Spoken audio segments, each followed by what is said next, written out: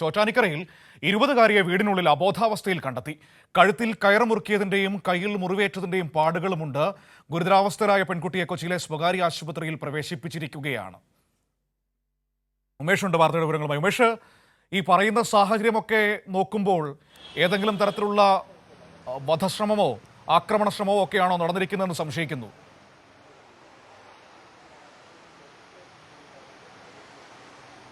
മനു, ഇതിലൊരു ദുരൂഹത, ആകെപ്പാടെ ഒരു ദുരൂഹത ഉണ്ട്.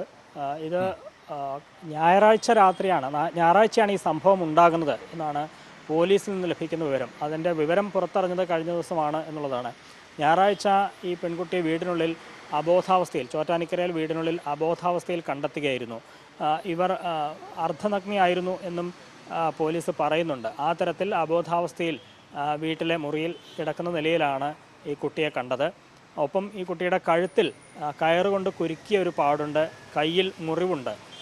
ഈ ഒരു സാഹചര്യത്തിലാണ് ഇവിടെ നിന്ന് കുട്ടിയെ ആദ്യം തൃപ്പൂണിത്തുറ താലൂക്ക് ആശുപത്രിയിലേക്കാണ് കൊണ്ടുപോയത്. അവിടെ നിന്ന് എറണാകുളം ജനറൽ ആശുപത്രിയിലേക്ക് മാറ്റി.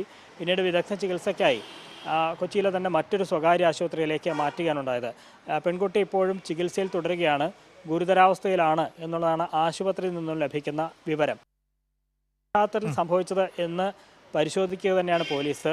ഇതുമായി ബന്ധപ്പെട്ട് പോലീസ് കേസെടുത്ത് അന്വേഷണം തുടങ്ങിയിട്ടുണ്ട്.